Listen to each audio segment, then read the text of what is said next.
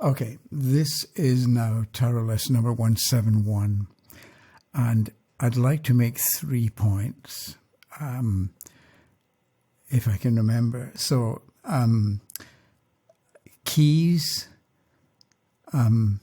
patterns, and opportunities are the 3 separate sections. So, first I'd like to mention somebody who left a comment in video number 170, Vadrian7. And if you haven't read the comment, go to video 170 and look for the comments, because he gave a long explanation and description of what happened with him and how he was attracted to the hanged man and over time, and then how he noticed the idea of gravity, or appreciated in some way the connection between gravity and the hanged man.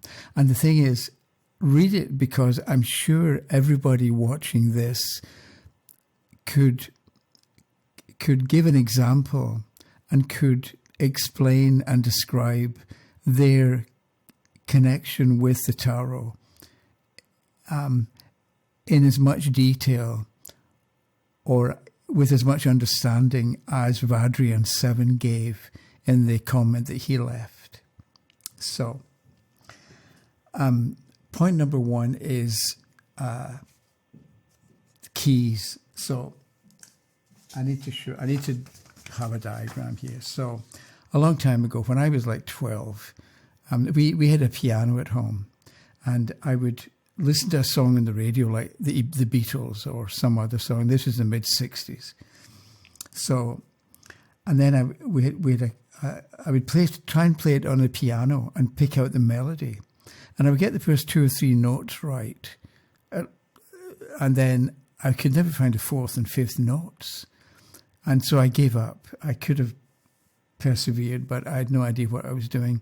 Somebody can listen to you can play a note and they know which note it is. I didn't have that ability. So it was like 50 years later I discovered keys. So have a scale. So from C, middle C to D is 1 tone, 1 note. From D to E is 1 tone, 1 note. From E to F is a half tone. From F to G is 1, G to A is 1, A to B is 1, and B to C is a half tone. And that's the sequence for a scale. You go a tone, or a tone, a tone, a half tone, tone, tone, tone, half tone. So depending on where you start, you would go a tone, a half tone, and then you would pick out the keys that correspond with that pattern, right? So, and the thing is, you need to know the key. So I was using C major as it happened, and I would play this and this note, and then I couldn't find the next one because I didn't know the key. So that's all by way of introduction. How about this? When you're looking at the tarot, there's a Knight of Swords. That's a key.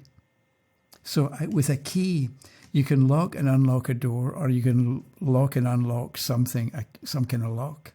So maybe what you do is, when you're reading the tarot, or when you're looking at a card, in the back of your mind, or occasionally remind yourself, this is a key. Because the key in the musical scale, right, this diagram, when you know the key, you know what notes go together to make up the scale and what notes harmonize with each other. Because if you've got C major, you can play any combination of notes and it'll sound good. But you need to know the key of the scale, or the key signature, I think it's called, so that you've got an idea of what's possible, what's likely, what's feasible, what's going to happen, and what's under the surface. Because if you lock something, you make it secure, you keep it in place, you want to hold on to it, and it doesn't change because it's locked. Whereas if you unlock something, you're opening it up, or you're revealing what's underneath. And it's a way of looking at a card. This Knight of Swords is a key. It's going to tell you maybe what to do to make things secure. So in this case, with the Knight of Swords, what's important to do? And the thing is to remember, it's the answer for this person in asking this question at this time. You're not looking for the Knight of Swords to always mean the same thing. It's the answer to this question right now. So here, if you think of it as a lock, as a key rather, the key is to take action, go out there, make things happen, charge ahead if you have to, rush if you have to, but that's fine. And the key for this question is it's okay to rush at the moment. Maybe your general idea is it's not a good idea to rush through things because you make mistakes or you fall off or whatever it happens to be. But in this instance, this questioner right now, that's the key. Take action, do things. If you have to knock people out the way, knock them out the way. Whereas it can also be unlocking if you charge ahead. Maybe you're slow and you don't want to take a risk, or you're cautious. So by being like the Knight of Swords, you'll unlock your own potential, or you'll unlock possibilities in the situation. But if you hold back and are careful and cautious and slow, it's never going to work. And that's why the key, the Knight of Swords comes up. It's a key. So that might be valuable for you or useful for you when you're thinking about what does the card mean? What does it show? Think of it as a key. And it shows you what to do or what to not do. Because maybe here with the Knight of Swords reversed, the key is don't rush. Don't charge ahead. Don't knock other people out the way. Don't threaten people. Again, it depends on the question and the questioner.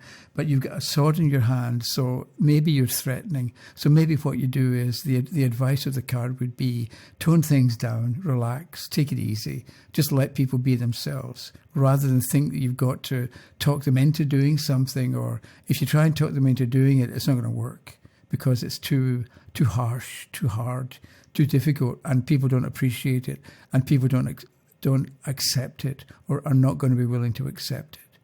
So think of a card as a key that locks or unlocks the potential of a situation. That was point number one. I need to look at my notes over here on the monitor. So the second one, okay, so it's a pattern. If you know people who do stock market forecasting, they look at past performance of a stock or a commodity, and it goes up like this and down and like that. Okay, that's a kind of graph or representation you might get for a stock price moving. And so what traders often do is they look for a pattern, because patterns repeat in the stock market. There are different ways of identifying a pattern, but it's like it repeats. And so if you can find the pattern that the stock corresponds to at the moment, you know when it's going to change, when it's going to turn, when it's going to start going in the opposite direction. There's going to be a change of trend. So a pattern. So, and I in another circumstance, I came across the idea that a belief, any belief that you've got is like a pattern. And you've got your belief and you're moving into the future with that belief, and it's a pattern that's repeating itself. So you get the example of the woman who marries a man who turns out to be a drunk. And so she divorces him, and then she marries somebody else who's fine, who turns out to be a drunk, and she divorces him. So people, you'll find often that the same kind of thing keeps happening. There's a pattern.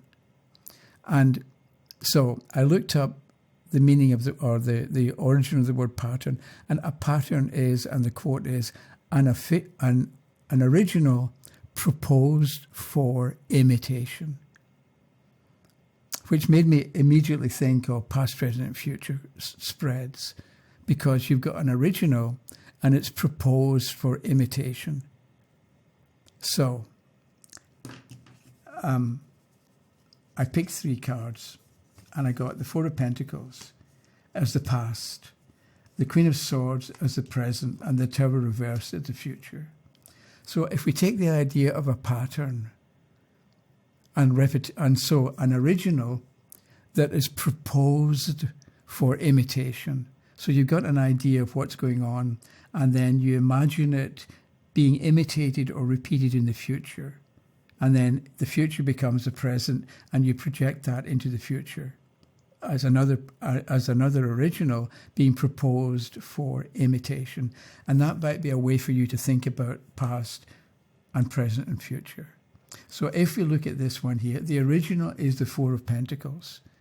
So the original, it depends on the question, but the idea could be in the past, the original, in the past was you were holding on to something that you cared about or that you valued and you didn't want to let go, and you were sitting, holding on and patiently thinking about it and making sure that you could protect it and you could guard it, right? So, or something like that. That's the original idea or the original situation that you're proposing you're going to imitate in the future. So the future is the Queen of Swords. So we go from this original of having something and wanting to hold on to it. It can be a person that you're married to and you're having difficulties, but you want to hold on to them. It can be a job that you've got and there's a possibility of being laid off, but you want to hold on to the job. It can be a project you're trying to finish, and even though it's not working, you still want to hold on to it and make it work. So we've got the idea, the original, and we want to, we're proposing that we're going to imitate it in the future. So we go from holding on here and sitting down, and we've got the Queen of Swords beside it, also sitting down. So in a way, your basic starting point hasn't changed, but there's a difference because the Four of Coins is looking ahead. The Queen of Swords is looking to the side. So the way you're looking at the situation has changed.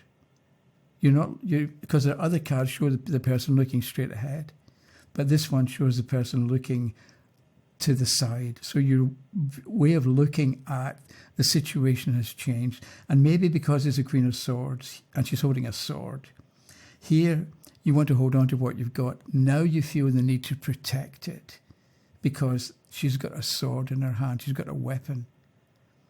So you feel the need to, you want to imitate having the same thing in the future, but you recognize that there's a need that you're going to maybe have to take action, or you're going to have to protect it, or it's going to be in your interest to figure out what could go wrong, or who's going to go against what you want, or who's going to become a problem, or who's going to become an obstacle. And either, there's an expression, you cut them off at the pass, right? So you know that if you recognize that there are going to be potential awkwardness and people are going to be against you and not want you to hold on to what you want to hold on to, if you recognize that this person's a threat, you can maybe do something about it to make them less of a threat or to remove the threat.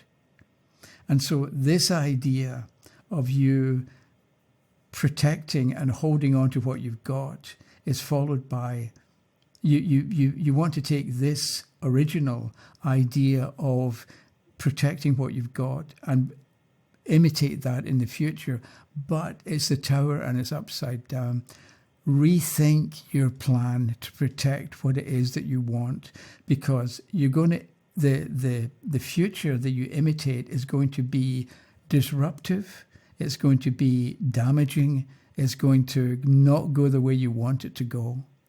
And so the advice might be, or the idea can be, make sure that, or think again about your plan to protect what it is that you want to protect, because you might be inviting real upset because of Major Trump and it's the Tower and it's upside down. So this original here, this thinking here, you want to imitate it in the future, but it's not going to work. It's not going to give you the outcome that you want. Whereas if we'd got something like the major trump, the Hierophant. So your plan to hold on or to defend your position is going to work, and it's going to give you supporters because you get the two people down below, and it's going to put you in a strong position where you can dictate what's going to happen because this person's in charge.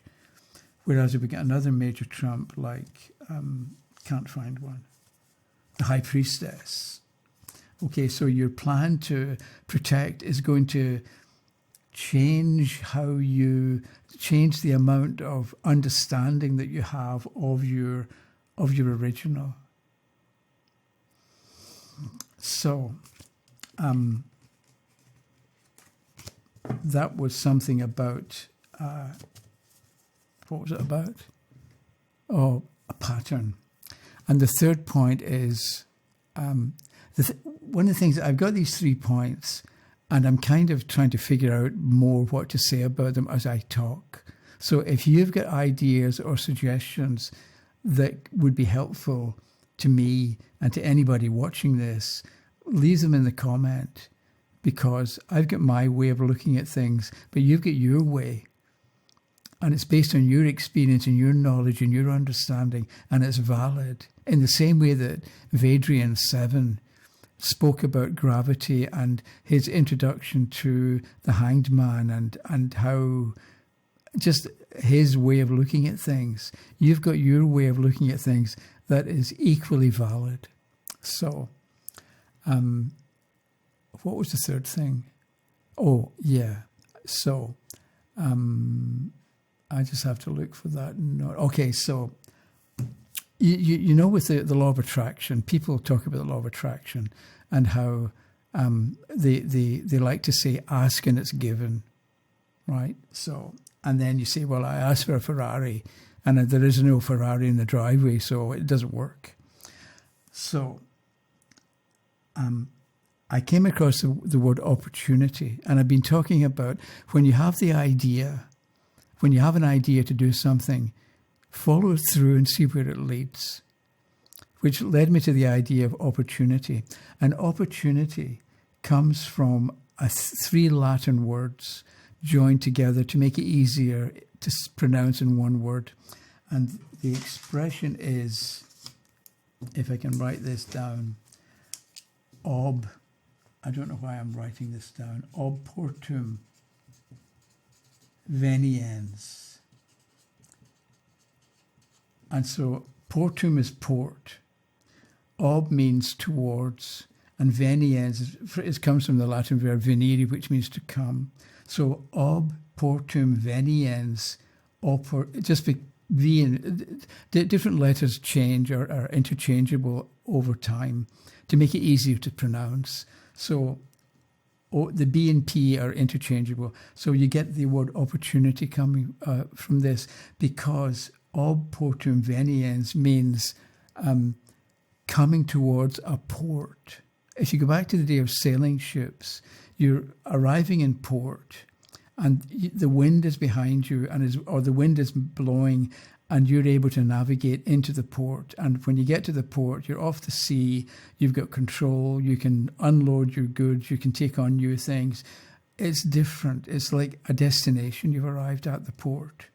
So an opportunity is arriving or coming into a port.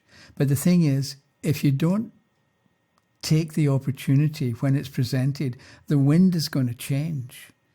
So you're going to miss the opportunity, or if you're going to struggle, sometimes really hard struggle, to get back to where you would have been if you'd only followed your instinct or followed the flow or followed where the wind was blowing you.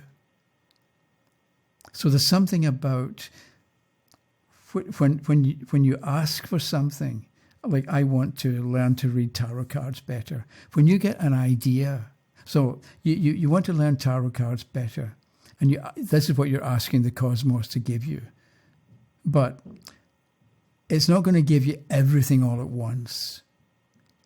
So it's not the cosmos, it's your inner you. The inner you is going to give you the steps you need to get to where you want to go, which is being able to read tarot cards better. And it's going to give you clues, and it's going to give you hints, and it's going to give you ideas to think about and opportunities to pursue. And if you do that, then it is being given. But the question is, are you cooperating with your own inner self? And so the idea of an opportunity is, when you get an idea to do something, remind yourself of the wind blowing the ship into the port. And if you don't try to do something with the idea, then you're gonna lose the opportunity, because the wind's going to change direction and blow you in the opposite direction from where you want to go, or it's going to stop blowing and you're going to be stuck, and you're going to be drifting at sea and unable to reach port, unable to reach the point that you want to reach. So that was it. As I say, if you've got ideas about what to do with locking and unlocking and what to do with patterns, let me know, or let us know in the comments. And the other thing is, I'll just mention this. I have this tarot course, johnstarotcourse.com, and the site broke.